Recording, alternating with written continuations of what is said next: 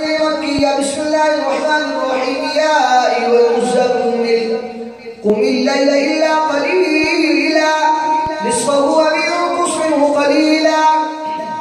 أو زد عليه ورتل القرآن ترتيلا إنا سنلقي عليك قولا ثقيلا إن ناشئة الليل هي أشد وطئا وأقوم قيلا إن لك في النهار سبحا طويلا واذكر اسم ربك وتوكل إليه ترتيلا رب المشرق والمغرب لا إله إلا هو فاتخذه وكيلا واصبر على ما يقولون واهجرهم هجرا جميلا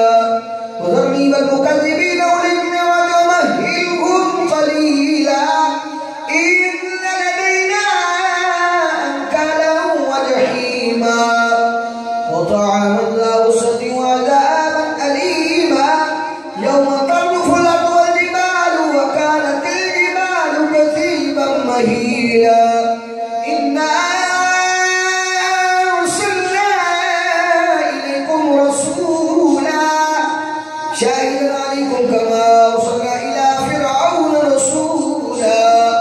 فعصى فرعون الرسول فأخذناه أخذا وبلا فكيف تتقون إن كفرتم يوما يجعل الولدان شيبا السماء منفطر به كان وعده مفعولا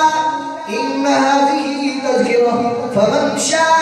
اتخذ إلى ربه سبيلا إن ربك يعلم أنك تقوم أدنى من ثلثي الليل ونصفه وثلثه وطائفة من الذين معك والله يقدر الليل والنهار علم أن لن تحصوا فتاب عليكم فاقرؤوا ما تيسر من القرآن علم أن سيكون منكم مرضى وآخرون يضربون في الأرض يبتغون من فضل الله وآخرون يقاتلون في سبيل الله فاقرؤوا ما تيسر منه واقيموا الصلاة